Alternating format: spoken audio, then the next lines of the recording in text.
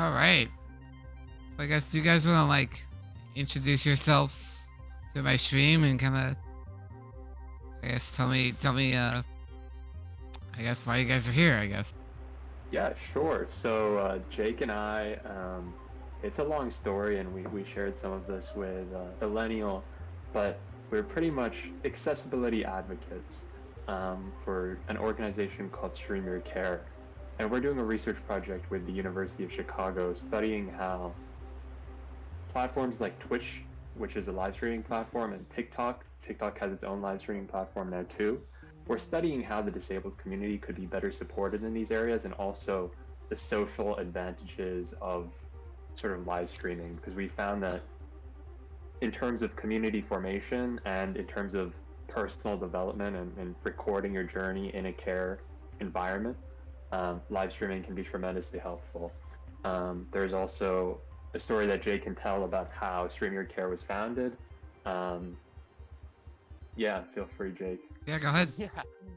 So when back in 2019, I was working at a computer repair store, and a 64-year-old person with ALS came in named Roger.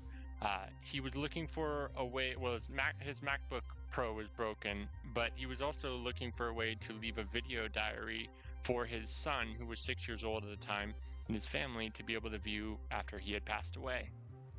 So we ended up exchanging information, and I told him that Twitch was a good solution, and he hired me. To cut a very long story short, he ended up streaming for 2.5 years on Twitch from 2019 to 2021, where he ended up transitioning into a long-term care facility, and after 9 days of being in that facility, he passed away live on stream due to negligence. So after a very long hiatus, and the family went to court with the facility that he passed away in, we have come back with several different ways that people with disabilities or just seniors can live stream their care safely, with privacy overlays, with alarms and alert notification commands that you can type into chat, and also voice commands that you can say out loud and have hands-free control of your stream. So we're trying to provide all of these and a ton of resources for people regarding healthcare, both in the US and just globally, entirely for free on StreamYourCare.com. And so that's where all of this is being shared, and that's where all this takes place. So that's the short version of that. Okay, yeah, great. I mean, it's really cool that there's tools like that for streaming, and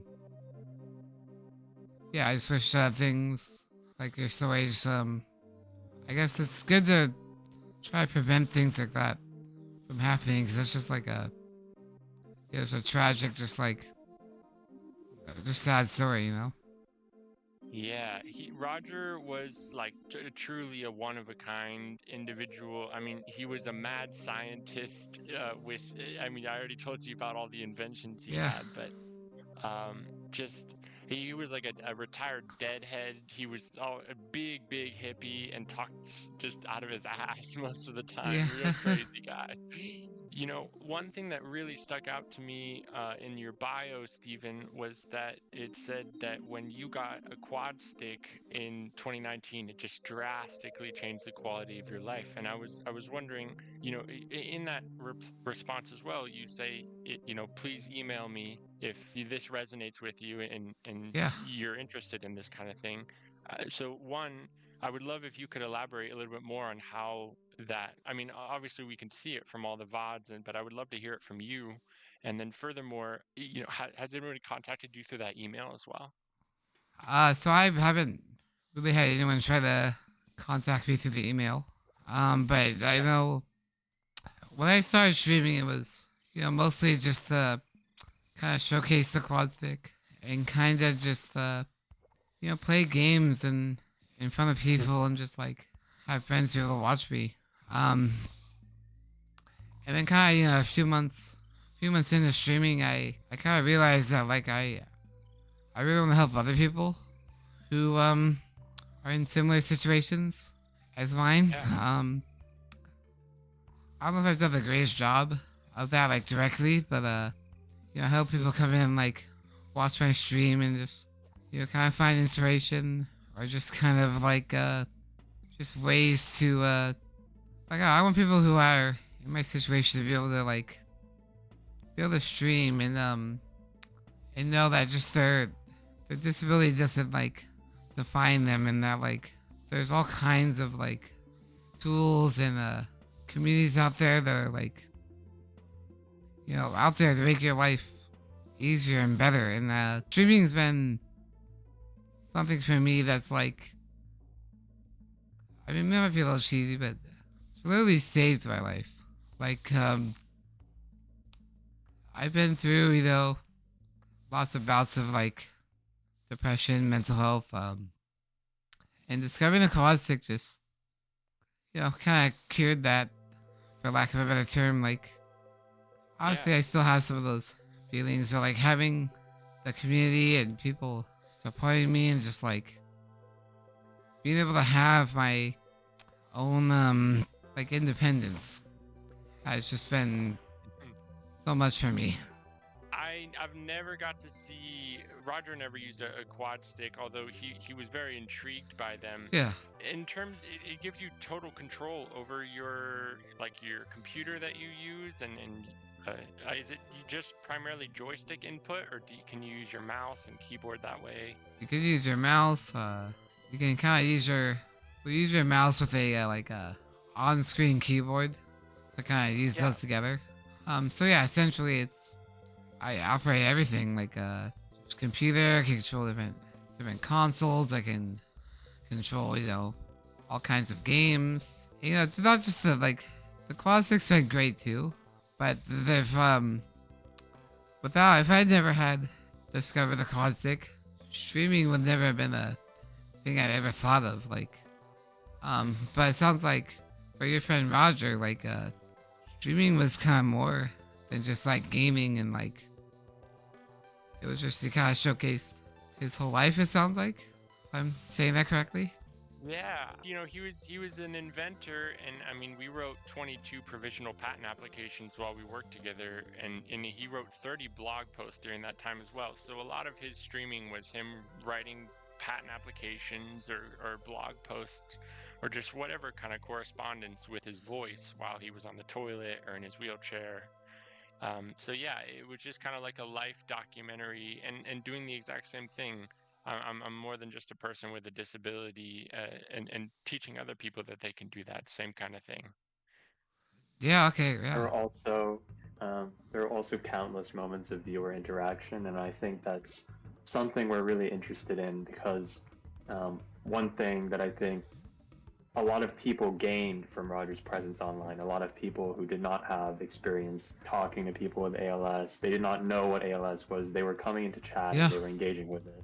And Twitch is actually a gaming site, so it's a very interesting remix in that sense, because Roger was repurposing a gaming website to talk to people about rather serious topics, but also lighthearted things.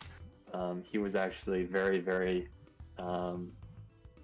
unfamiliar with the Zoomer slang, so that often created many moments of comedy. Okay, yeah. And I think one of the things that we're really interested in digging into with you is how you generate and think about content you create. So you mentioned that Roger was more of a streamer who focused on doing his work. It was more an accompaniment to his daily life.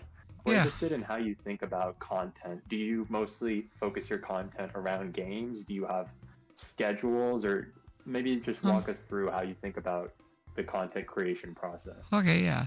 Well, I feel like I'm a very just chill kind of go with what feels fun or just interesting at the moment. I would call myself more of a gaming streamer for sure, but I've been doing this for a little over 3 years now, and I've always wanted to kind of, I love gaming, and I always want this channel to kind of be focused on that, but having streams like this, or even streams that are just me just sitting here, chatting with people, are things I'm trying to kind of do as well.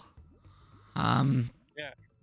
But you're asking how how I feel about content creation, or How I see it, correct? Yep. Or Okay. just in general, what Your type? approach? How do you think about what content to make? How do you approach it? Yeah. Well, a lot of it too is just from other people who I see streaming. Obviously I wouldn't be my own person, but there's a lot of like streamers out there that I take, you know, my own inspiration from, and like I do like kind of like this Pokemon challenge that I just found through like some other community. And I think content for me is very more relaxed. Like I tried to stick to like a schedule. I don't always do the greatest of that, mostly because of like you know, IRL stuff and just kind of dealing with having muscular dystrophy and just kind of my day-to-day life.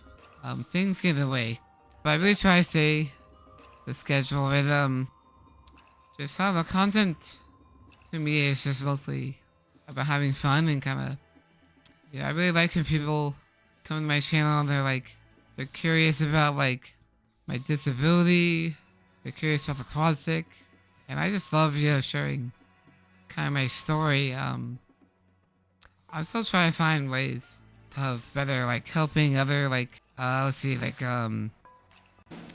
disabled streamers or people with Ready Player Emma just subscribed. any kind of disability. So I got a little distracted there. You're fine. But yeah, yo, Ready Player Emma, thank you so much for the Prime sub. Really appreciate that. Emma's in the chat. How did she?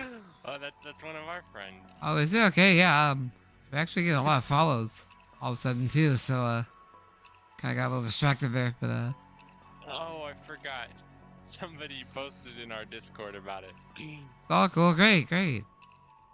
Oh, you're good, Emma. It wasn't you. You're good. I appreciate the support, and thank you for the follow as well. Is that a good enough answer? There. If there's anything I can touch on more? So how do you know, when people come into your chat and they ask you about DMD, you know, what kind of discussion does that open up the floor to? What do they ask about? What do you get to share about your day-to-day life? It depends on who comes in. There's some people who are a little more polite about it. There's others who just kind of blurt out things. Either way, I'm not the kind of person that gets like offended because I know a lot of people are curious. A lot of people have never like really dealt with like someone with muscular dystrophy or someone in a wheelchair even. So you know, I try to be patient. I really I think most of the time people mean well. Also though, I mean, you're on the internet, so there are some people that just are coming in to troll in general. But like, you know, these people are just curious, like I guess just like what limitations they have, I guess, or like I'm kind of having trouble answering this one a bit. Just like, you know, I like to just tell people my story, and if they're really curious about my disability, I want to talk about it. Just kind of tell them like, you know, my experiences and just how like I have a disability that kind of, it's pretty rough. It's like it's a progressive disease. So it slowly gets worse over time. It's kind of nature of it. And I just kind of, I don't know, it's just nice to talk about it more as I'm like people talk to me more on like a human level, like just kind of more relaxing setting, I guess. Normalizes the condition, and it just normalizes the discussion of that. Yeah, I just kind of, you know, Twitch is kind of a place where like, hey, I got this disability, but I have this like all this equipment that's helping me kind of live my life independently, and just like, I don't know, something about streaming in front of people has been great.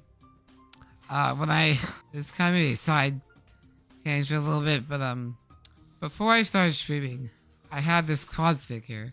I discovered that I was playing like games that I missed from my childhood. It's been like 10 years since I touched like a video game, like a proper video game. And I had one of my best friends. He's actually a supporter of the stream. He comes here a lot, but people in my chat know him as SexyKurt. I'm just a SexyKurt. But in I've real seen life, that this name in your chat. so this guy is my best friend. His name is Yeah. Tyler. I know he doesn't care if I say his actual name.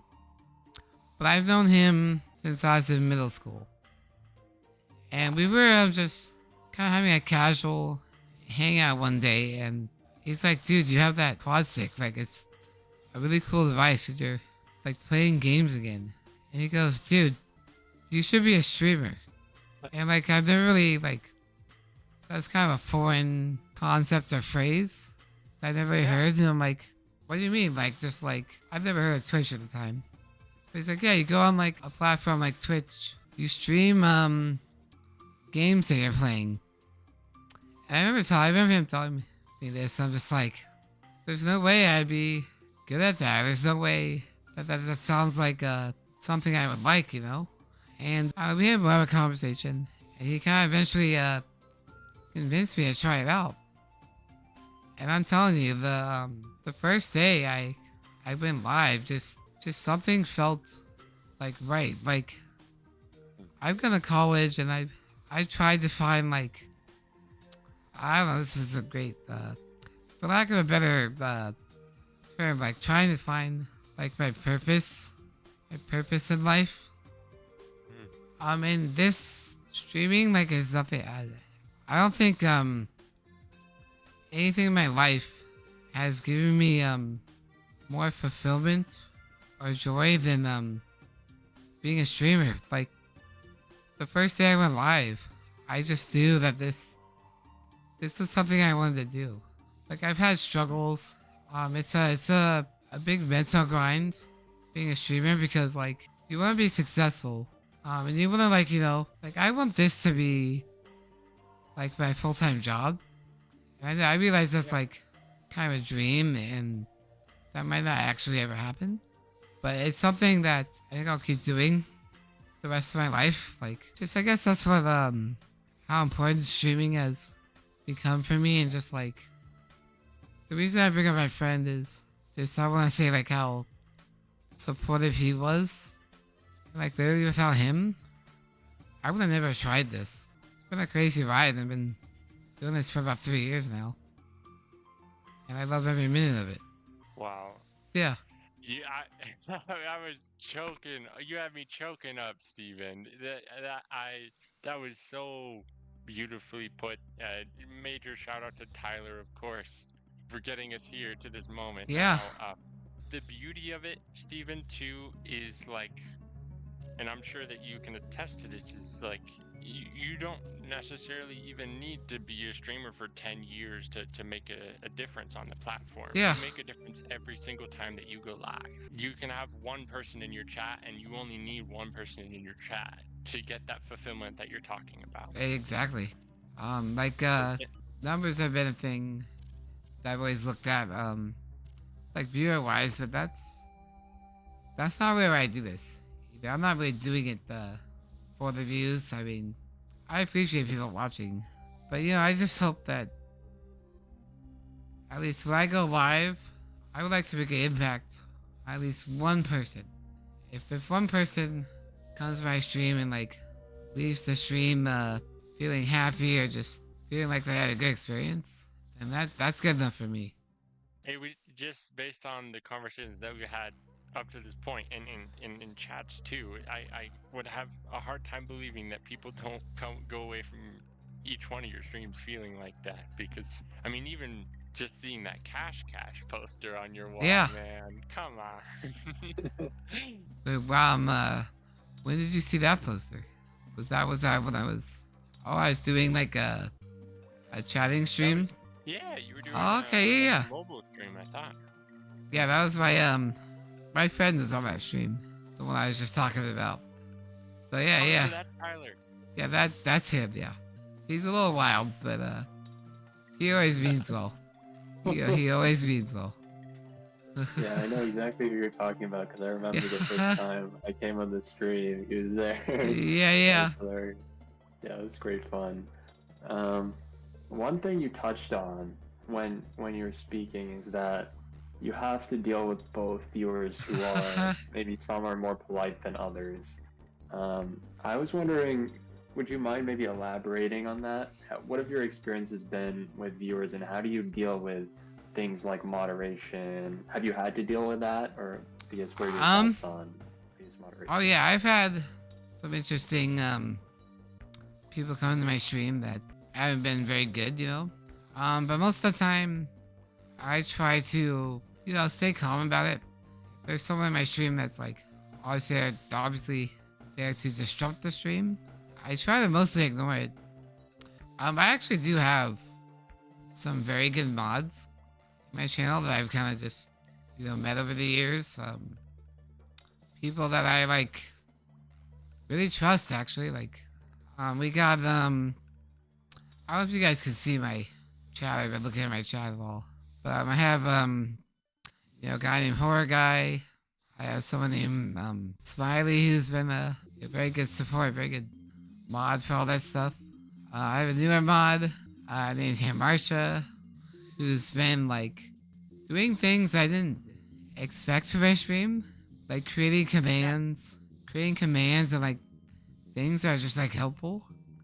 So yeah, a lot of my mods, I'm not gonna list all of them, but I appreciate all of my mods just as much. But they're very good at kind of, you know, telling me too if someone's being a troll or just kind of being disruptive. Cause I mean, I'll admit, sometimes I don't always know if someone is like in my stream trying to mess with me. I've had some learning experiences where like I read a chat out loud before like looking at it, and it just was like someone just I'm not gonna detail about it, but someone just tried to get me to say just a bad word, you know, like just an awful word, and just like stuff like that, where I've learned, it's a learning experience that when you have someone new in your chat, that you need to like read the chat in your head first before like reading it out loud, you know. So I'm still kind of, I'm not a professional streamer by any means, but I definitely learned a lot being a streamer and watching other streamers and kind of, you know, hanging out with other streamers. I am a big Twitch user in general too. When I'm not streaming, I'm usually on Twitch watching. So yeah, I guess that's kind of how I handle moderation. Just try to stay calm about it. A lot of streamers, and I don't think streamers do that on purpose, but when you get a troll in your stream, sometimes the streamer will want to like talk back to the troll or the person that's being disruptive, and that's kind of not the right way to handle it, because you know, the more you talk about it, the more you notice it, they're gonna, you know, make it worse, you know. Yeah, that's exactly what the troll wants. Yeah, so I don't know, hopefully How did you find your moderators when you were looking for them? Did they just show up in chat? they were chatting in chat a little bit ago, but like I don't know who's, I usually have a lot of like lurkers, so people who I probably hear like watching but not actively chatting, which I don't know if you guys are familiar. That's very it's actually very important to have lurkers in a channel my size, because even if they're not chatting, they're in your channel, you know, helping your viewer numbers and just kind of, you know, getting new viewers in as well. I think. I mean, I just think lurkers are the backbone of like a small streaming community. Absolutely.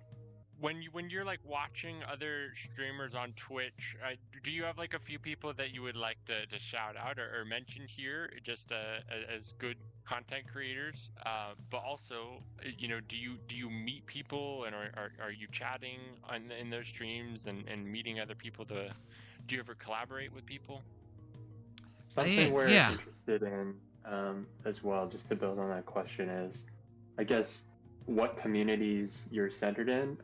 We've spoken to people, for example, who generally frequent content creators who also have disabilities.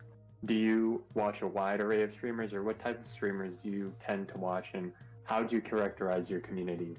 Okay, yeah, great questions, man. So when I first started on Twitch, I started making a lot of like acquaintances. But I've actually made, and I'm not even exaggerating here, I have made literally lifelong friends being on Twitch. People that I would consider family, like people that mean so much to me. Although I'm getting kind of emotional, like I'm gonna name a few people. And I'm sorry guys for not naming everyone, but I appreciate you all.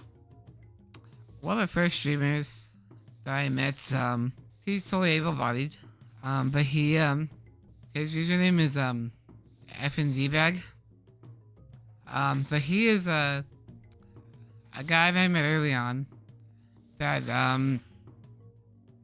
was one of the coolest, most laid-back streamers that I've ever met. Like, just a genuine guy, and he does all kinds of content. And the thing I love about him, and I hope he doesn't take this as an insult because I mean this in the best way. He is a very, very casual streamer. He does what he feels like. He's not streaming to, he's not streaming for viewers. He's not streaming to, like, necessarily make a career out of it. He's literally just, like, he loves streaming. But is passionate about streaming like I am. But just the way I personally love how casual he is. He goes live when he wants. He's just always himself. And he has a great community, you know? And so he's one of the big streamers that really actually inspired me and pushed me to be like a better streamer. So yeah, I've made all kinds of friends. One of my best friends on Twitch, his name is HorrorGuy. He is also a Quadstick user, and I met him very early on too.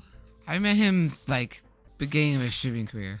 Like when I first went to his channel, I think he had like maybe just a microphone, like no camera, no.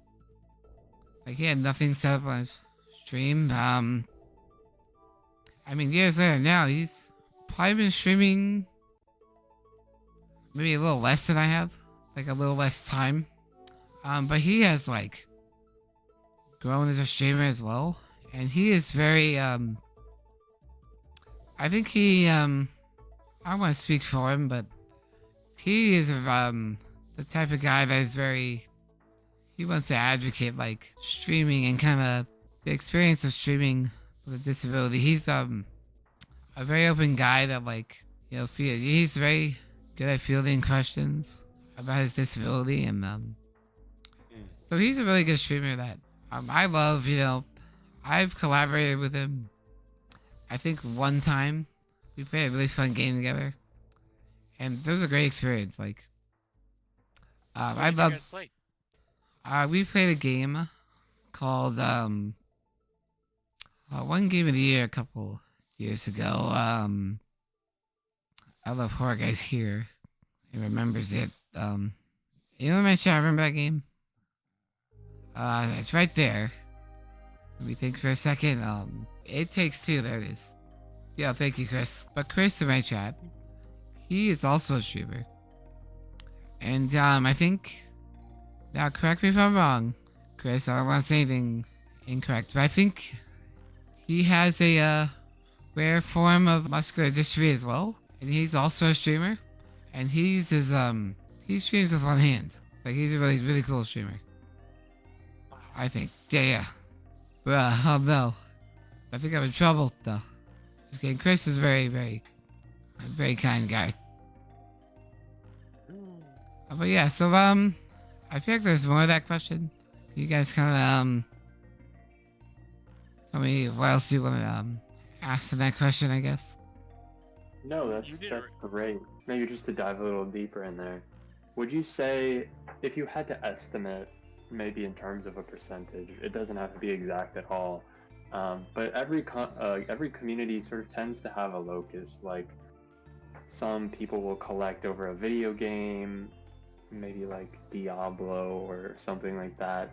Some people will connect over a shared disability or some other personal characteristic, or some people might connect for a wide range of reasons. Would you say that your stream has a certain locus, a certain focus in which everyone connects? Or is it more of a mix? And if there was a mix, how would you estimate it? Is there like a specific I mean, proportion you would estimate your demographic to be? I definitely think my demographics are more gamers, but I've had a lot.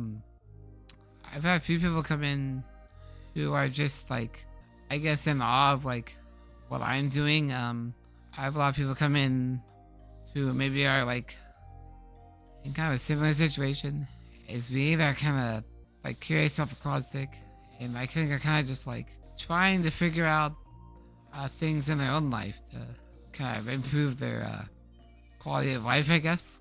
But yeah, I think a lot of gamers are in my channel mostly. I mean, there's a lot of small streamers I know that I interact with that are like my friends, but I just kind of more touching on the last question is that I watch all kinds of streams. Like I watch other Quadstick users. I actually know a few on Twitch. There's at least 10 people on Twitch who stream that use a Quadstick, which I think is fucking cool. And I think it'd be cool to kind of maybe just, I don't know, collaborate with all those streamers in like some way. I have no idea how to set that up. And I guess one of the hardest things for me is I have all these ideas, all these things I want to do with other streamers, and I'm just not very good at like, I guess, getting that started. But yeah, I watch all kinds of content. I'll watch Pokemon content. I'll watch people with disabilities. People who are able-bodied. There's a bigger streamer that I personally love watching. I guess I'll shout out the bigger guys too. His name is MajiinPhil.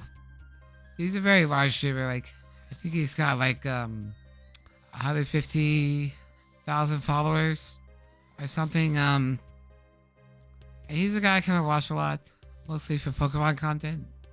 But that guy's really inspired me too. I'm not sure if he knows how much, because you know he's got a big community. I do know he knows who I am, because I did get my biggest raid of all time from him. So that was a really cool experience. So if you see in my chat right now, Sui is talking about a person named Chillindude. I don't know if you guys have ever heard of him, or are you guys like gamers yourselves at all, or not really? Yeah, a little bit, yeah. A little bit, okay. So Chillin, Retired gamers. so okay. So Chillindude's a Smash Brothers like melee streamer. Used to be like professional in the professional scene. But I followed him actually through FnDBag. And Chillindude's a pretty big streamer too. But I followed him for about 2 years, and then he I think there was just one night where he ended his stream, right? And he's very active in the community, so like if he's not streaming, he tells people. You know, I think it's a very important story for what you guys are doing. Actually, now I think about it, I'm very glad Sui came to the channel when he did. So we didn't hear from Chillin for probably about a month. No one heard from him, no one knew who it was. About a month later, we found out that he had suffered a stroke, like just after stream ended. You know, the community was like very worried about him, and I feel like if he had more tools, I mean, he's not, you know, he was an able-bodied guy before. But if you had like, what tools you guys talking about? Like for like, let's say, I don't know the exact tools you have, but let's say like my trach pops off, and I can't breathe. And I have great caregivers, but let's say a caregiver happened to fall asleep. Having tools where my stream or like my stream could like notify someone that something's happened to me and get someone here quickly would be very important, even like a situation like that. Even for someone who's like an able-bodied streamer, you know. But he had this, he had the stroke, and then his community set up a GoFundMe. It just like exploded, and I just don't think I know he's very established before Twitch, but I think it just kind of shows the importance of important streaming can be, like how important streaming can actually be. It's not just like people here gaming. You know, like I feel like I don't know, just like with Chillindude, he's recovered very nicely and he still streams. But he is now a one-handed gamer after suffering a stroke. And I feel like I've been trying to help him out as best I can too, because that's, you know, kind of a different transition to go from like being perfectly fine to having like a tragic life incident or something that just kind of like takes away your mobility. Like for me, I was born with my disability. Now I don't think either way is better or worse, but it's definitely a lot different to like have, like just have a normal, well, quote unquote normal life. I don't know what normal is, but like have like a normal life, and then all of a sudden have some like tragic accident that, boom, your life's changed. You're disabled, and like you have to learn to deal with that. I mean, for me, I guess kind of in the middle, like I was able to walk till I was about 12 years old. So I also had like you know, abilities just like taken away from me. So I feel like having tools where streamers can like feel more safe. I think this is more, it's probably more geared towards, you know, disabled streamers. But I feel like it can work for like any streamer, really. Like it could be a benefit for anyone. You touched on an interesting point, you know, talking about MajiinPhil, and you know, we had also seen that you were rated by GDQ while you were playing DK2, and you know, in those moments, you know, I saw with the GDQ raid, it was like 1,000+ people just instantly joined your stream, you know, and with the Phil raid, you said that was more than that. What goes, you know, I'm very familiar with getting rated just crazy, with crazy amounts of viewers, but like what goes through Illenialwheeler's mind when that kind of stuff happens? Well, I think at first, it's very, it's a lot of shock, but it, like, it feels really good. When I got that, GDQ raid, I do have a clip of it.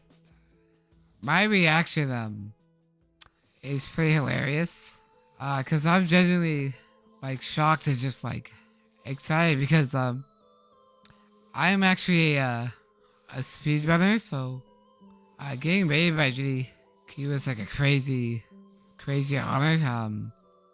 They do like all kinds of events. I forget what exactly they're called, but I've always been wanting to like be on their channel to like showcase the speedrun, and I don't think they've had very, if not any. I mean, I could be totally wrong. They could have had disabled streamer on there, but I would love to speedrun on that channel just to, you know, showcase a disabled gamer, like speedrunning, you know? Like speedrunning is a thing that I accidentally just kind of jumped into by complete accident. Yeah. And I just kind of loved it. So when I got that raid from GDQ in particular, it's just, it's kind of hard to like know how to react. I just kind of try to stay myself, you know. If it's really exciting to me, then I'm gonna get really excited.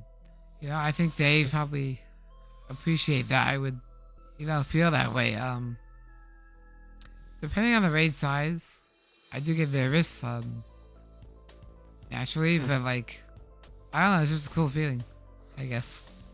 How do you deal with changes in the view count? Because I imagine that it must be pretty intimidating. So I think the GDQ stream, it had 1,000 viewers at once. If that was me, I would not know what to do. And I think that happened to Roger. Like, he would just freeze. Yeah. He didn't know what to say when 1,000 people are suddenly watching you after 5. So how does the interaction with viewers change in low stream counts versus high view counts? What I try to do as a streamer, and what I feel like that everyone should do as a streamer, is no matter if you have 1 viewer or 1,000 viewers, I think you gotta like stay true to yourself. Like, I feel like you gotta treat the stream the same way, no matter what. I know it's kind of way easier said than done, because I've had streams where it's been 1 viewer for, you know, a few hours. I think when that happens, you gotta ignore the view count. You gotta try your best to ignore the view count.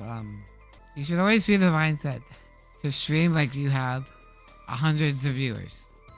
Like, if there's no one in your chat, just play the game, talk to chat like you normally would, and you just kind of go from there. I know when you get a big raid, it's very exciting and kind of jarring at first, but then you just kind of gotta think of it the same way as if you have less viewers. You just kind of gotta be yourself, and just like, I think it's perfectly fine to be excited when you get more viewers. You know, a lot of those viewers will leave, a lot of them may stay. I guess the main thing I'm trying to say is just try to be yourself and treat your stream the same way, no matter how high your viewer count is. I think that's verbatim from our guides too. You're doing these are Welcome in, everyone. Pieces of advice here, Steven. Yeah. So it's what I'm trying to get at there is it's really impactful for a streamer that has a disability to be giving that advice rather than me or Armand. It really goes the extra mile, and it lets people know, like, hey, anybody really can do these kind of things with the right resources and the right setups. Exactly, for sure. I mean, surely you didn't learn these lessons immediately. Nobody is born a perfect streamer, and I think you've grown a lot over the years in terms of view counts. How would you, I guess, characterize your journey as a streamer? What do you think has been the #1 thing that's changed since you first started streaming till now? Okay. I will say, I am not, by no means, the perfect streamer at all. But when I first started streaming, talking to people was very hard, like very intimidating. And my layouts of my stream were a little like overkill. So when I first started streaming, I was very I feel like I wasn't as good at speaking as I am now. Streaming has kind of taught me a lot about like learning how to speak to people, and kind of helped increase my confidence. Really. So I remember when I was first streaming, I look back and gosh, I have saved some of my old videos from my early on streams, and man, those streams, God, they were hard to watch. Like very, just I don't know, very difficult. And I've improved a lot. I'm trying to think, there's something that changed a lot. So when I first started streaming, I think most people, I could not stand the sound of my voice. And over the last 3 years, I have learned to like kind of embrace that. Like that my because I go through a bunch of VODs all the time. I'm kind of slowly trying to learn how to like convert some of my Twitch content into YouTube content. I don't know how to like, I don't know how to edit videos at all, but that is something on my to-do list to at least learn how to edit videos or hire someone to like help me. Yeah, I still feel like I think I've kind of gained more confidence in, because I go back and hear my voice from different streams, and like I've been playing like Elden Ring, for example, recently, and I get really, really excited when I beat a boss, and it's really cool to go back and like see my reaction of like heads, just like hearing my voice now. I don't like cringe at it. I'm just like excited, like, wow, hopefully like my stream loved that experience. Like, I hope they shared it with me. I have one guy in my stream who's relatively new. His name is Yakman. He's been here for a few months now. He's one of my moderators. But he told me when I beat some millennia that he flung his chair back and stood up and literally screamed at his screen that I beat it. I mean, I fought this boss for like 30 hours total. And he said he like scared his poor mom and his cat. But I just like hearing things like that is like so cool. Just like that had an impact on someone that much that they got that excited for me. Like that was a really cool thing to hear. For like thing I've learned from a lot from streaming is that when I first started, my layout was very busy. Like too busy. And what I learned as a streamer, less is more. So like when you're playing, like when I played Elden Ring, it's literally just me and my game. That's literally all you need. If you're a good streamer, you don't need any extra like bells and whistles. I mean, you know, someone can be nice, but sometimes if you have like too much on your screen, it's very distracting for the viewers. Like, I think the best way to be like a really good streamer is just kind of have less on your layouts. I'm not saying like having extra things on your layouts and making them look nice is bad. I'm just saying like when I go around on Twitch in general, there's some layouts that I don't want to be like, you know, rude to anyone, but some of those layouts just like scare me away, because like I'd rather, you know, interact with the streamer and see what they're doing than like have extra things on the screen. And I wanna emphasize here, I'm not knocking anyone. If like people like some things on their screen, I think it's beneficial to their community, then they should definitely keep doing it. This is just kind of more for me on a like personal level of just like from my experiences seeing like busy streams, you know. I guess one thing I'm also curious about is it seems like your video and audio setup, like you mentioned, you've experimented with a lot of different OBS configurations. Yes. It seems your video and audio are very professional, and I guess one thing in the early days of Roger's streaming, one of the difficulties was that his breathing tube was so loud that the microphone always captured it, and it was a little bit difficult, I think. I mean, I don't actually quite remember how the issue was resolved, but you have none of those issues, and I assume there was a bit of a learning curve in that. So I was wondering, I guess, what were your challenges in setting that up, and I guess what did you learn, biggest takeaways in terms of setting that up? Exactly. That's a great question. I experienced the same exact thing. When I first started streaming, my trach was very, very loud.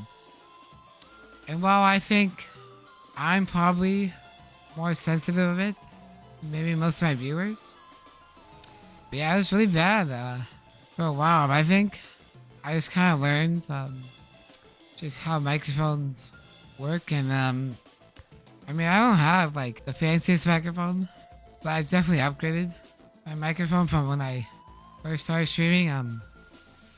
I use a Blue Yeti mic, and I don't know, something about this mic is just, it's not really much I've done either, but it's got like very good filtering out of sounds. Like I know I've tweaked it like just a little bit, but I honestly didn't do much.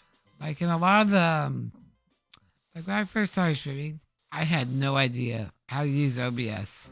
When I first opened OBS, I'm like, how am I gonna start streaming? Like, I don't know what this is. This is all like foreign to me. Like I'm no programmer. Like I'm decent with computers, but I am not very good. Like I'm good enough to get by. And I'm just like from the first day of using OBS, like now I feel like I'm very good with it now. Like I still have lots to learn. I'm still learning new things. But also as my stream has grown, I've had people who like legit just want to help me with my stream. They don't expect anything back. They just want to literally help me out.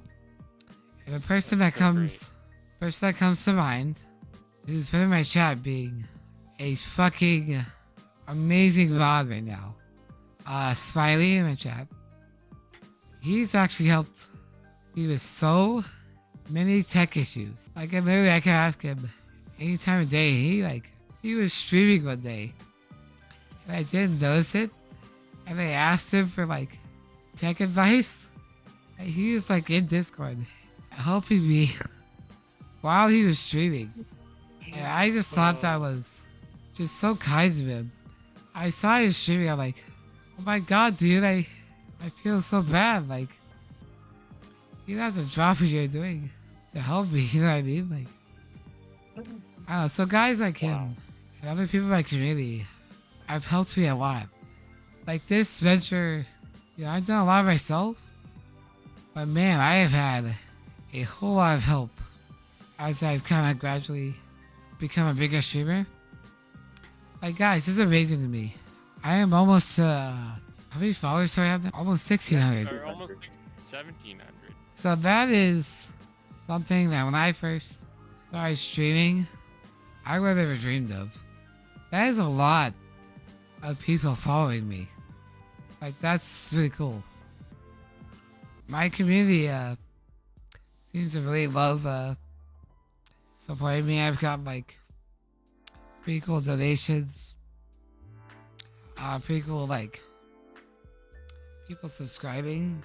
So yeah, it's kind of exceeded anything I ever expected. Like the fact that I can sit here and stream games and hang out with like cool ass people is just unbelievable to me. Like that's something I never expect. I have a lot of people in my community who have been like subscribed to me for a long time, and that means the world to me. That there's people that not only subscribe to my channel, they stay subscribed. I have a few people on my channel who have never unsubscribed, and that's amazing to me. And then I guess part of it is that the users are also very vocal about it, which is nice to see, especially that comment. Yeah. Yak is Yak's one of those, I would say, lifelong friends I met on Twitch.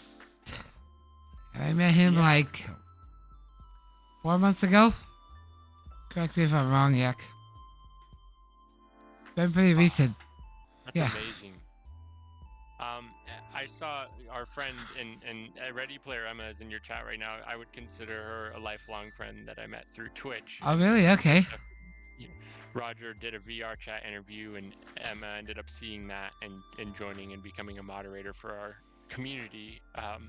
But she asked in the chat, what kind of tools do you wish existed to help you or your streams? So, you know, like the Quadstick just completely flipped your life upside down. Do you have any other tools that you currently use, or are there any tools that are on the horizon technologically, you know, in the evolution that we're seeing, that you're excited about, or you hope to be able to use someday? Thing I've kind of been thinking about researching.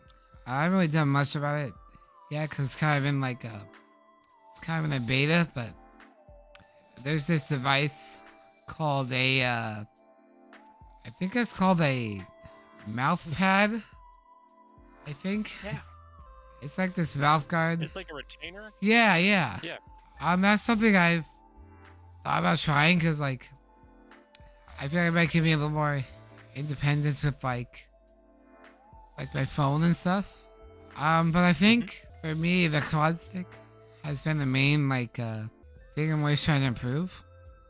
But that's the device, the mouth pad, I think it's called, that I've been looking into that could be a cool thing to try to see if it's actually, like, beneficial, you know? But, other tools, I've always thought about trying, like, some sort of, like, eye tracking software. Or, like, I think having voice activated tools would be very valuable to streamers like me. I use a program on Steam called Voice Attack that's been pretty good for, like, voice activating, which I tried to, like, incorporate in my stream. But a lot of this stuff I'm kind of still learning about. So yeah, I'm always looking for ways to improve my stream. I'm actually currently in the process of investing in a very nice camera. The nice part about being on Twitch now is there's a lot of funds I get from people supporting me on my stream. I'm trying to use to make my stream better. I'm still doing I actually ordered some new lights like today, like these Elgato like key light things. So hopefully I can, like, I don't think my lighting's bad, but I think this would be a little improvement on the current lighting I have. I was just saying that even 3 years into streaming, I'm still trying to improve it. I'm still, you know, little by little improving my setup. Trying to put investments into it. Okay, also, look, Chris has a really good question in chat. That is actually a big concern of mine. One that I haven't really looked into as much as I should. But yeah, that is also a kind of fear. I know there's different laws, different rules for making money. I think the only thing I'm mostly worried about is, like, I have caregiver benefits through the state of Oregon. But I know if you make a certain amount of money, like, from a job, you just start, like, paying into that program. I'm not too concerned now, so I'm really not making, like, that much money for it to make a difference yet. But it's something I'm worried about, you know. I'll be open. I get money through the state of Oregon just for being disabled. I think it's like just SSDI, I guess. But yeah, that's something that should look into more. And Chris is right. Like, I feel like if you're disabled and you have certain, like, benefits that can, like, be affected by a certain amount of money you make, I think that's a good advice to. I'm not following my advice as well as I should. But that's things you should look into and make sure that, like, if you want to be a streamer as a career, that you should be careful about that. I guess, like, just make sure you're educated. That's a really important point to make. Thank you, Chris. Yeah, thank you, Chris. Yeah. And for sharing as well, Stephen, because that's a really informative personal experience that you have. Yeah, we wouldn't have known about that. So thanks for bringing that up, Chris. And Yeah. And I even though it means, like, I'm in a very, very, very lucky situation. I have very, very supportive family who allow me to do this. I live with both my parents. My mom's a nurse. My dad's done a lot of various jobs, and they've both been, like, my biggest supporters. And I feel like I've had very good caregivers. Yeah, I've been for a few that haven't been the greatest, but my care is very, like, I'm very well taken care of. I have 2 brothers and a sister who, like, I always talk to them a lot, but if I called them right now, they'd be here in an instant. They've all been very supportive of my streaming. A lot of my family doesn't really like understand it per se, which I think is pretty funny. But they're here to like support me either way. Like, I think it's really cool. They always ask me questions about it. Both my brothers come to my channel all the time. Okay, so I kind of... One of your brothers make a cameo on the stream. Yeah. Was this probably where he came in and like gave me a kiss on the cheek, I think. I got very embarrassed there. But that's a very wholesome moment, I feel like. Absolutely. So kind of a side story that's like, well, that's not that inappropriate, but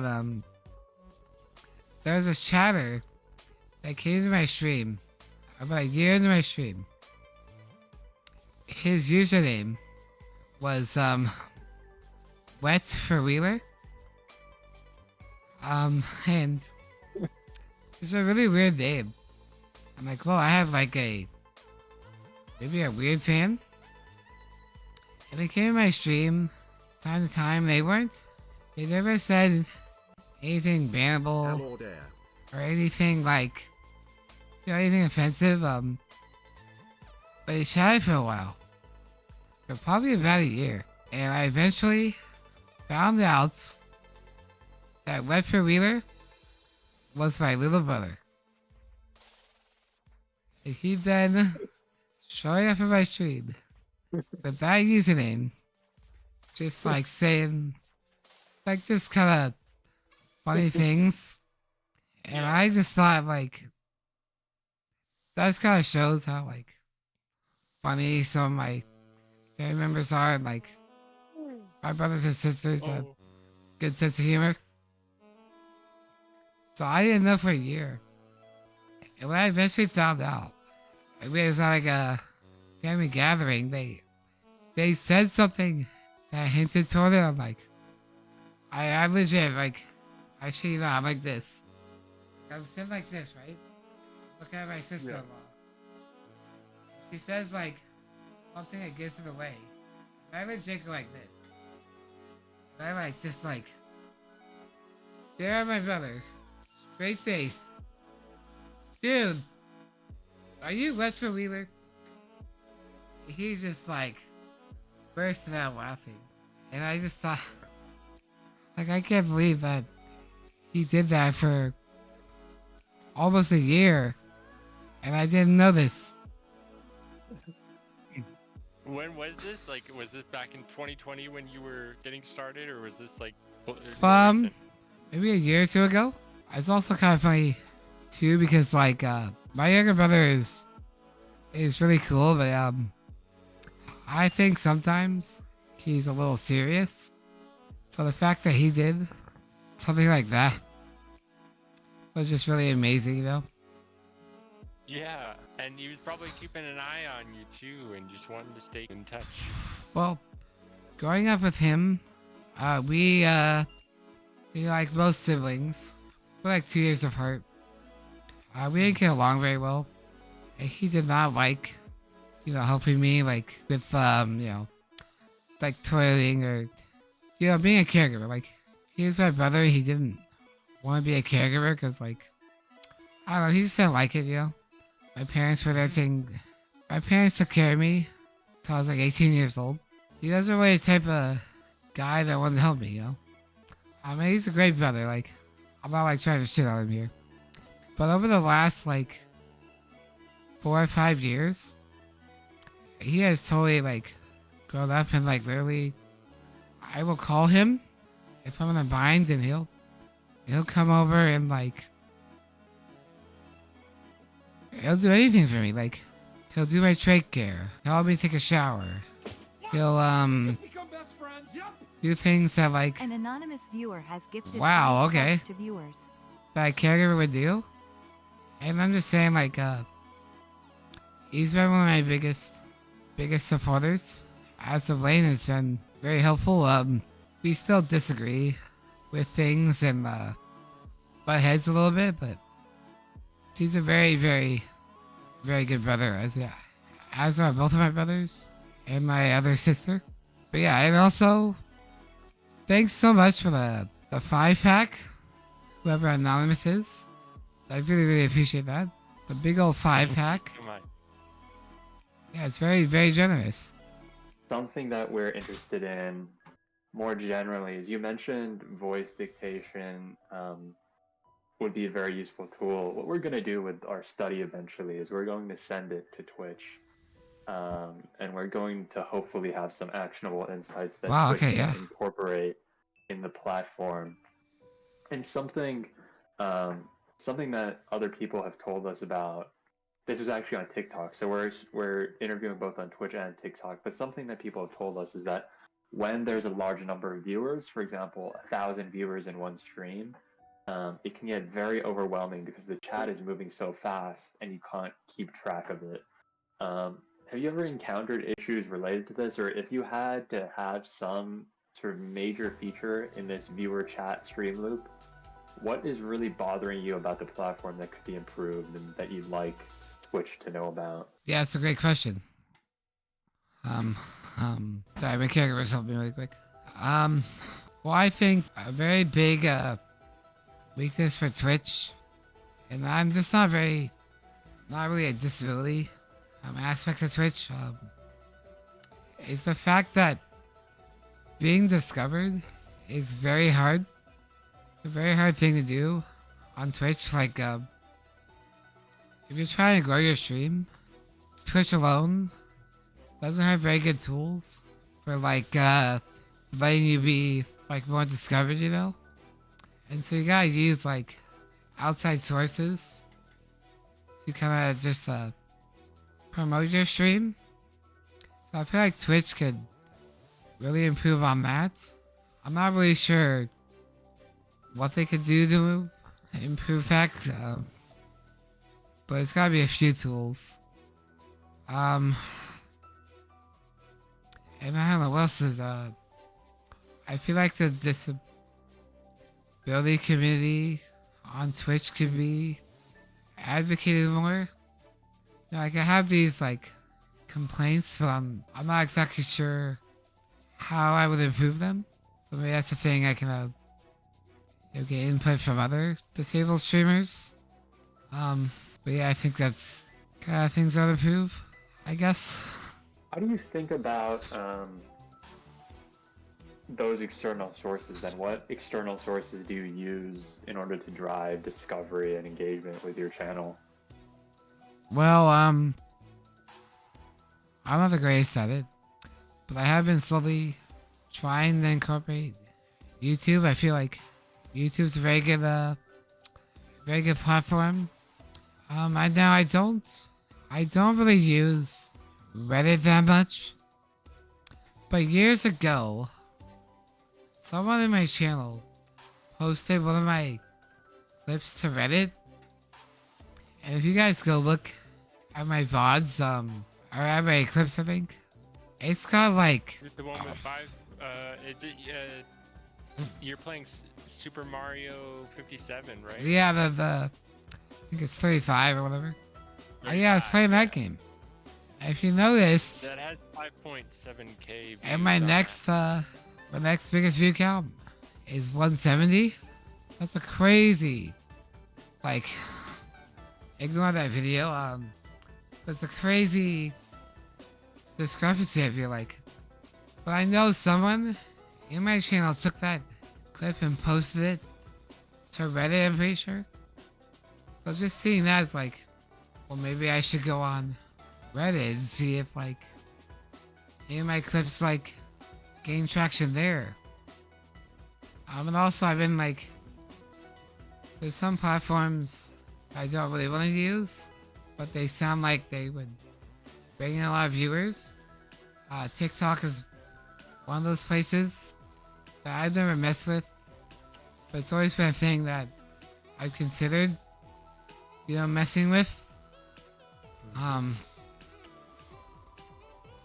But yeah, no, I do look at like, again, I'm about like having a chill community and having fun, but I do want to like increase viewership and like my goal is to become like one of my biggest dreams from Twitch is becoming a Twitch partner. Like that's a legit something I'm striving to go for. Yeah. If it never happens, I still like I'll still be here streaming, but that is a big goal of mine. And so like I'm always trying to find ways to be discovered more and just kind of, you know, be an advocate for this community.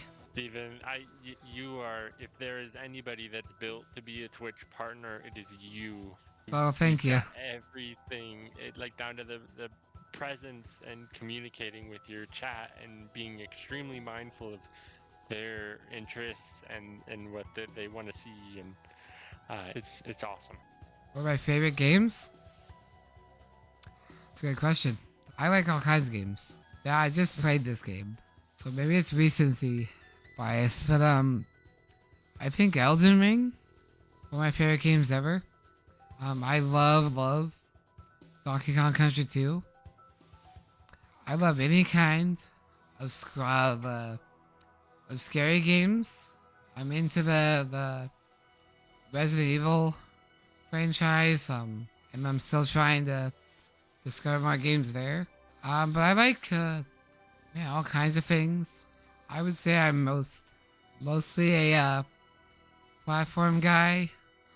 Like platformer games, like or any kind of Mario game. Celeste. I can't think of any more right now. I like Pokemon a lot. I've learned with Twitch that before I got on Twitch, I only played casual games.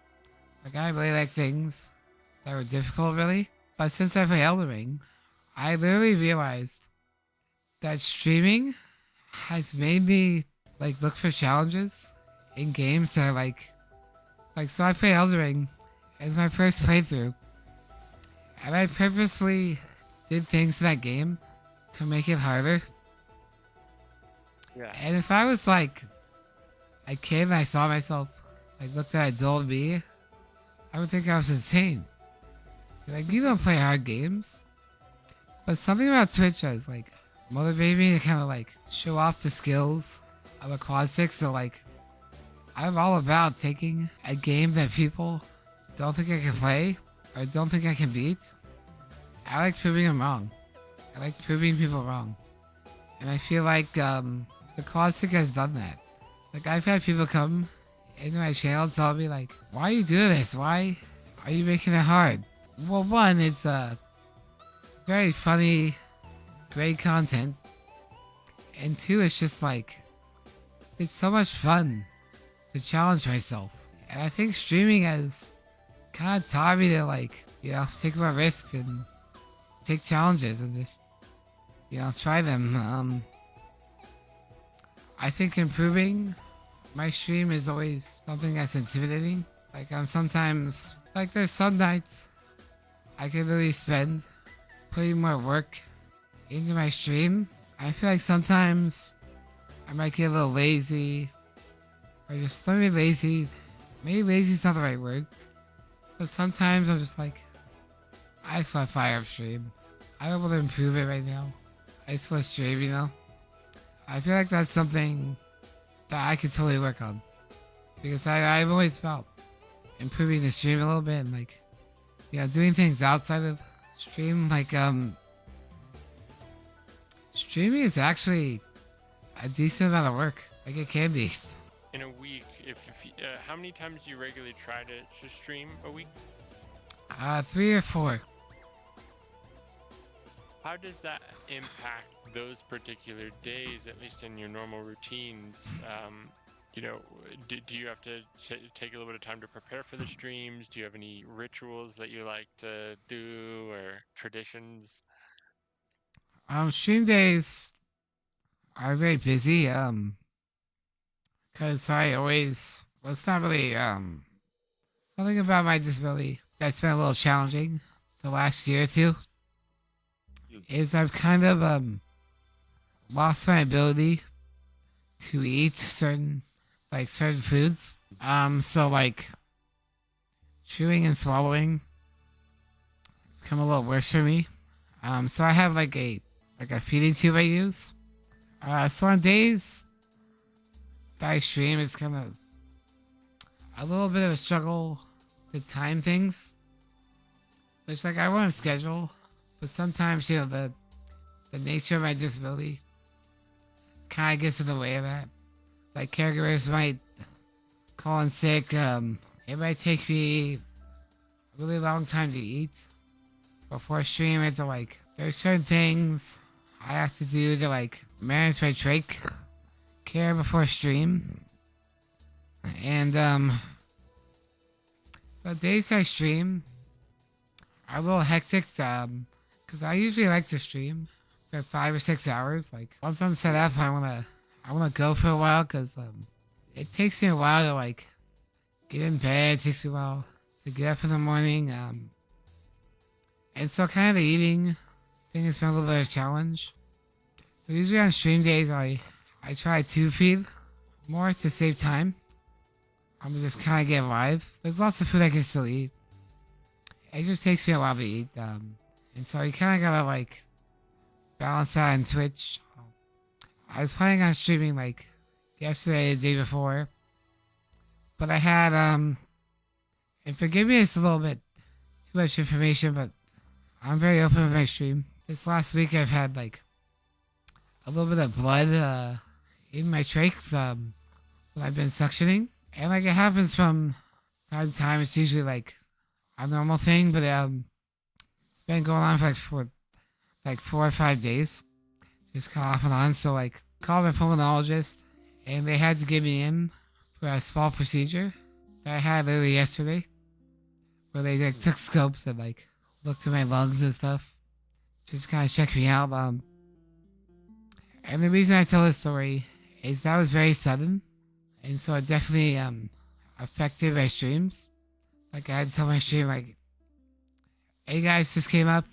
I gotta get checked out, but like I gotta put streams on hold." So that's just kind of an example of like a life thing that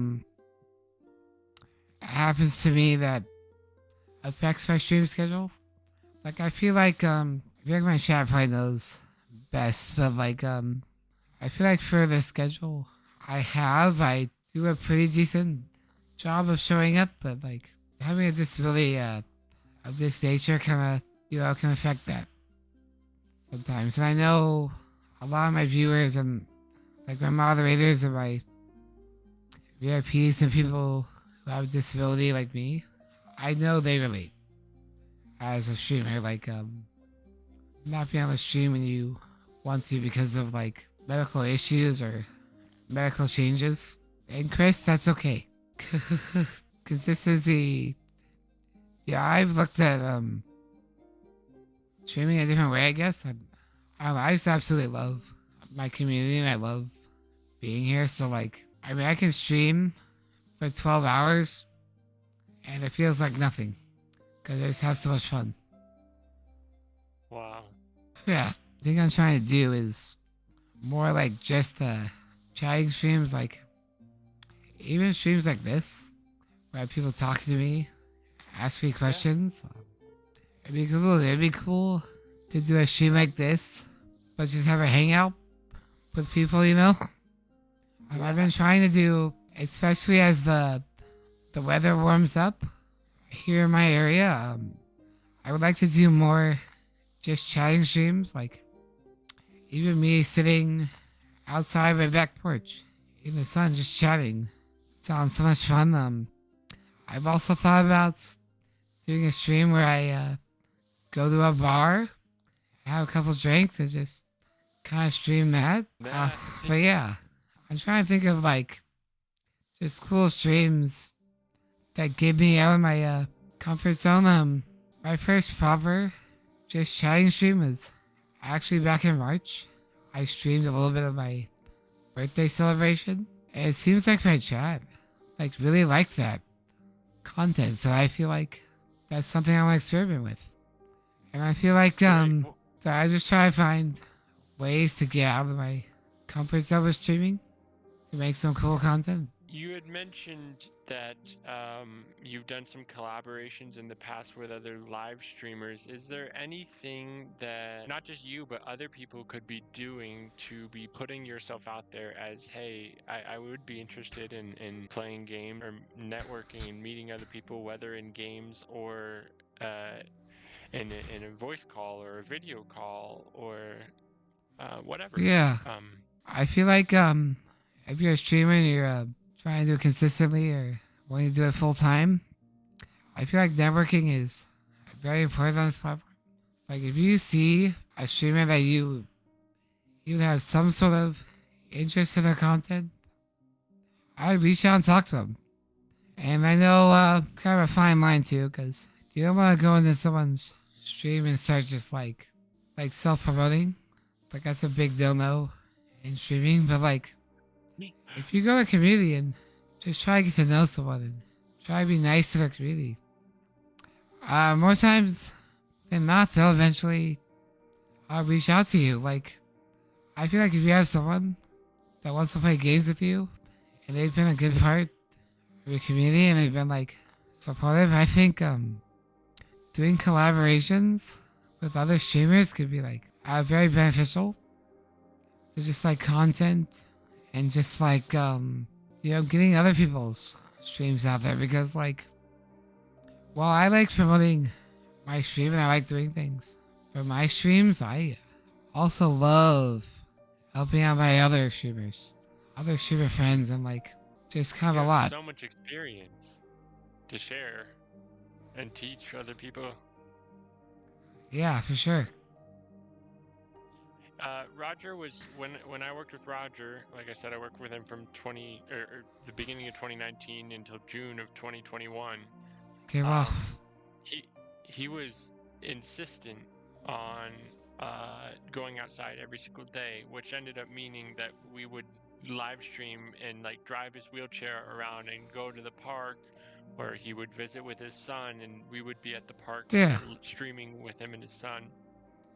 And you're absolutely right. Giving your viewers an opportunity to see you in all sorts of new lights out, and whether it's on your back porch or going to a coffee shop or whatever, it's really worthwhile, both to you expanding those interactions, because then you end up actually engaging with people in public because they're like, oh wow, you're live streaming right now, and it creates this sure, whole yeah. thing. Now, Well, was he, I was kind of curious, was he able to drive his own chair, or did you help him with that?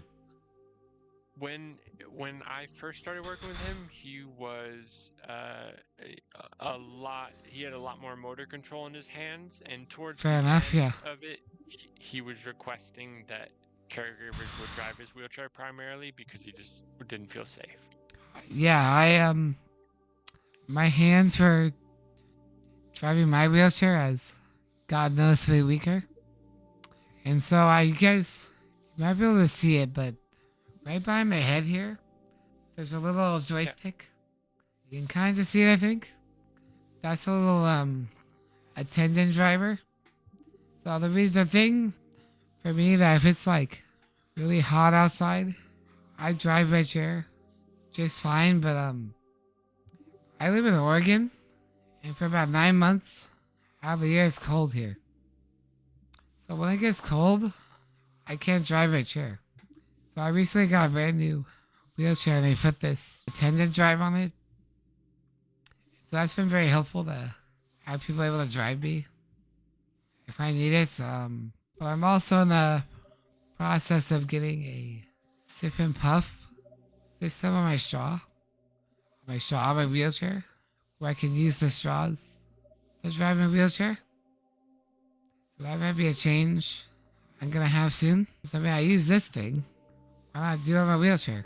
But also I just kind of side note, I need to find a better mount to mount my phone to my wheelchair so I can have it in like a better position. That's something I'm trying to research soon, actually, too, just so we can do more of those streams. Do you stream something- using your phone and your laptop, or just primarily on your? But for computer side? now, I just use my phone. I mean, right now I'm on my PC, but like if I go on about, I'll have to use my phone for now. If I eventually like end up like streaming like this, I could probably find ways to make the experience easier. But all you need is a phone, really, and that's enough to do a fun stream like that, I think. So you stream using OBS on a mobile phone, or I didn't even know that was possible. That's really cool. You just use it on. There's a Twitch app on your phone that just lets you has a little streaming like setup they can use. It's very basic, Yeah, but so you can have it all the works. effects and everything, even on the phone. That's sick. That's well, really you cool. you kind of miss out on some of the features. Do we want to re-inform Chris on why you guys are here? Is that okay? Yeah, absolutely. Yeah, Armand, you can open since you're the UOC. Sure, yeah. We're doing a research project with the University of Chicago and a charity that we're starting. Not a charity, it would be called like a not-for-profit, I think is the correct term.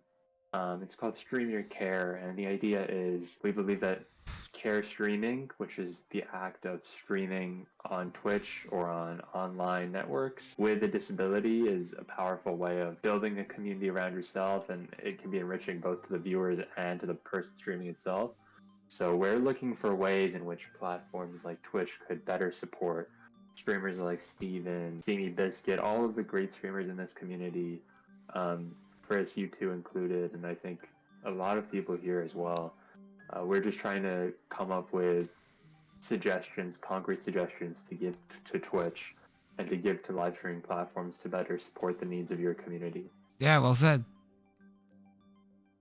Do you guys have a bigger team, or is it just you two?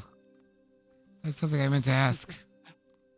So right now there's about it's somewhere between like 30 and 45 people in our Discord, and we have roughly about that many in our Reddit community as well. And it's a mix of care streamers and then care stream advocates, or just accessibility advocates that are everybody from CEOs to developers to designers and Wow. so on and so forth, streamers. So you know, in terms of the people that are conducting interviews, it's Armand and I, but we've got a fairly large amount of people that are interested and on board for what we're doing here. Wow, cool. You said this was. You guys have a Discord? We do, yeah. I could send you an invite. Yeah, I would love to join that. I've had things happen to me from caregivers being neglectful.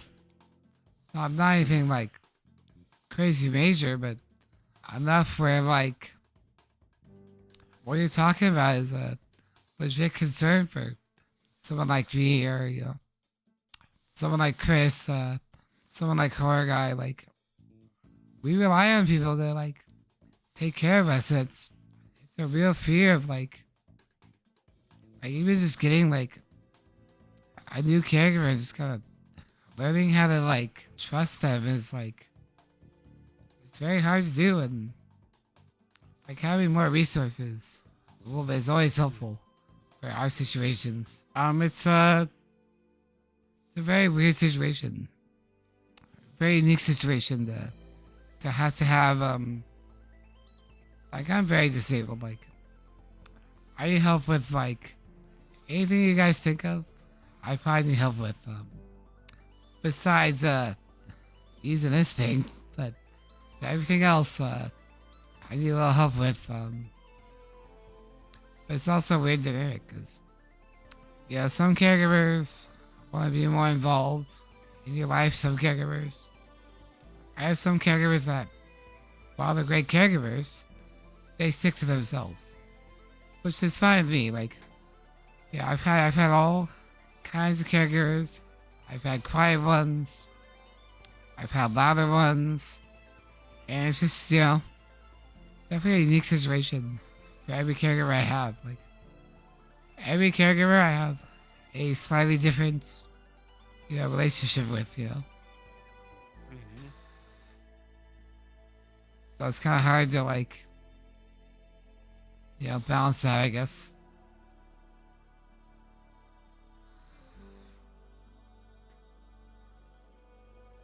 Does a caregiver need to be there when you're streaming? Because some people that we've spoken to, and I think Roger was one of them, would need the presence of a caregiver in order to effectively stream. Yeah.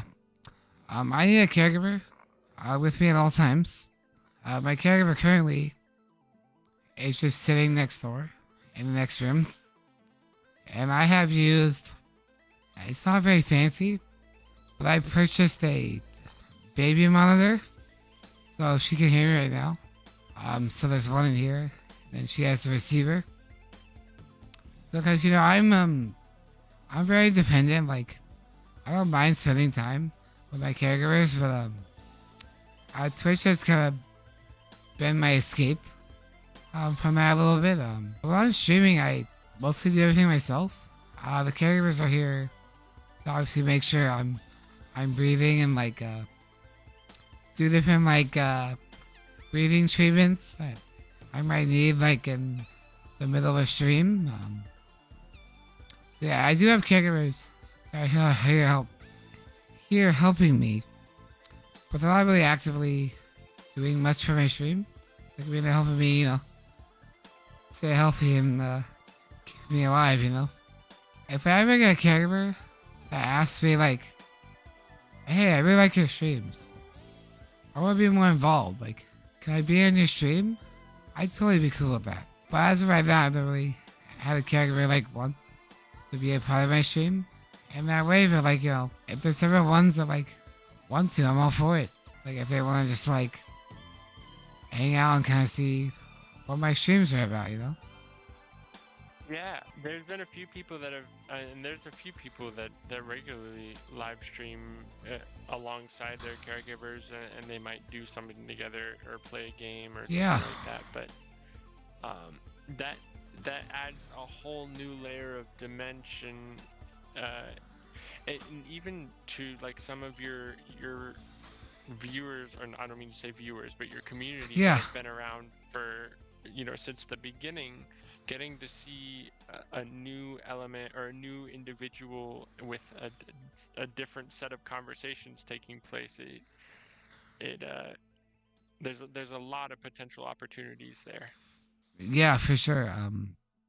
I think for me too is it's something I just need to get over, I guess. But I'm not really a fan of. And I feel like I'm not gonna speak for Chris, but I feel like he can relate to this. Is I'm not really so in my position, I have to be a bit bossy, It's kind of a nature of like having caregivers that's kind of tell them what I want and like sometimes in like quick succession. And sometimes for me, I get a little self-conscious on showing that on stream, because I don't want people to think that I'm just sitting here like, I think I'm definitely overthinking this, but I don't want people to just like come in and think I'm just being like this bossy asshole to some person that's just here helping me. Like, I don't know, that's like kind of a weird fear, like something I should get over, because like if anyone really knows or actually like takes time to ask, they would understand like why the dynamic is like that, I totally understand what you mean. Roger had a relationship with a few different caregivers where it was they had so much mutual respect for each other, but if you didn't know either of them, you would think that they hated each other, or that Roger was just being incredibly rude. True, yeah. That was their camaraderie. But like Roger would also do things like, instead of asking, "Hey, can I have a drink?" he would just say like "beer me" or Yeah. you know, and that was something that he was self-conscious about. At least while he was streaming, he didn't want to seem impolite. I mean, I think one of the hardest parts about having caregivers is sometimes you build a relationship with the caregivers, and this is by no means all caregivers, not even close.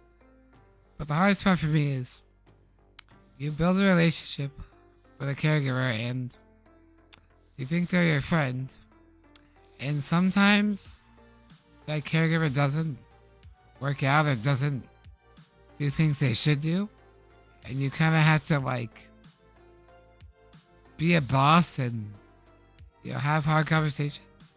And sometimes I'm not perfect either. Like there's always ways I can improve, but like sometimes caregivers leave that I thought were my close friends, and they were just here for a paycheck. And that's not all my caregivers by any means. There are some caregivers that used to work with me that I still talk to, but it's very hard to have someone that like is intimate. Like being a caregiver is like very intimate. It's you're close to the person. You're taking care of like things that like not everyone can do. Like not every person can be a caregiver and like shower someone or like clean them up after going to the bathroom or things like that. And so like you kind of naturally build a relationship with the people who are like taking care of you. So sometimes like I think they're my friends, and then one day I have to let them go, and I never hear from them again. And it's very very hard mentally. Because I know there's people in my life that won't ever go anywhere. But when that happens, a couple times a year or every few years, it's very hard to kind of deal with. I'm sorry, man. That's really tough. It can be, but on the bright side, I have caregivers who have left very, we've left with a very good like mutual respect. That I could like still talk to them and be their friends. And so it's not all like bad things. They've been very positive experiences as well. I'm glad you're able to keep it cordial some of the time. Yeah. Like you're saying, it's just such a personal and private connection that you're making, and it's really easy for things just to get heated or out of hand really quickly. Exactly, yeah, it's a hard challenge sometimes. Anybody in my chat have any questions? Or anything they wanna bring up at all?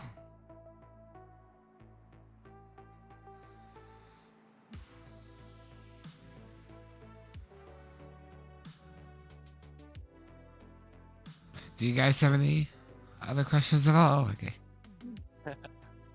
Thank you so much. Yeah, thank you, Emma. So helpful. I have 6 pages of notes. No, 7 pages of notes. Oh wow, okay. Be used to make Twitch a better place and to make the live streaming community for people with disabilities hopefully a better place. If we can accomplish this goal. Maybe for people who are interested or watching. This is all spearheaded by Jake, by the way. I'm just like the assistant dude in the corner, but if you Google You've been great StreamYourCare, StreamYourCare.com is a compilation that Jake has been making. It's, I think, a work in progress, but in there's a tools section where you can get specific commands for StreamerBot and specific, programs that you can download if you want to start care streaming.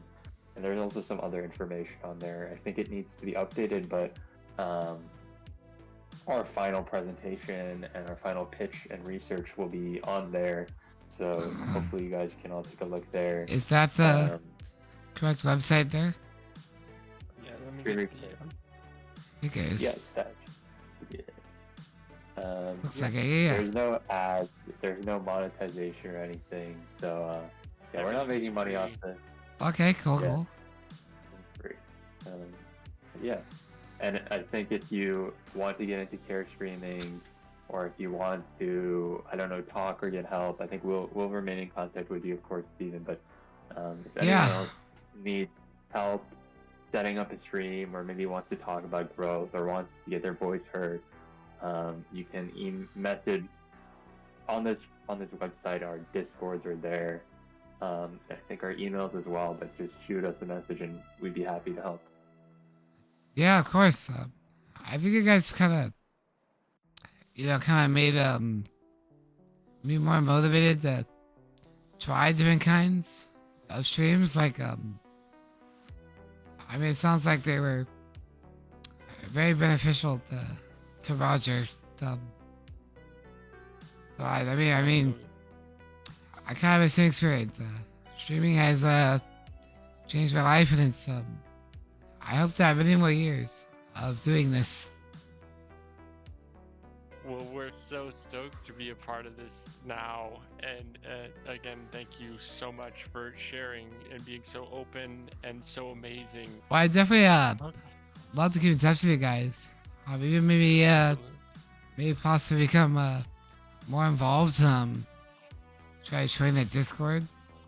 I really appreciate you guys reaching out. I know I was kind of hard to get a hold of for a bit there, but I think it means a lot that you guys want to interview me, and I think this stream is probably gonna be very beneficial. I'm definitely gonna highlight this whole interview on my stream, so that's just there forever, and people can go back and look at it if they want. Cause I think it'll be very helpful, especially for people kind of my shoes who have a disability that they're trying to improve their quality of life. What better note to end? I think that was. I think that's perfect. Yeah. Great. And if you're watching this in the future, yeah, keep following Illenial. I look forward to following your streaming journey. I hope to tune in the chat more often. It was honestly, it's been great fun to watch your content, and just keep up the great work. We hope to stay in touch and follow your progress. Of course, I really appreciate you guys. I hope you have a fantastic night. You too. Thank you, Steven. All right, guys. Good night, Steven. Well, I'll talk to you soon. Catch you later. Have a good one. See ya. Peace.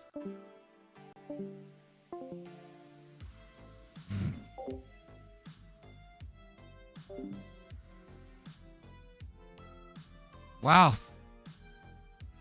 That was that's pretty cool. I had a lot of fun doing that. What did you guys think? So I couldn't really respond to chat too well, but I appreciate y'all chiming in. Yak, I appreciate all the kind words. It's all good, Mike. I'll save this. I'll create a highlight of it.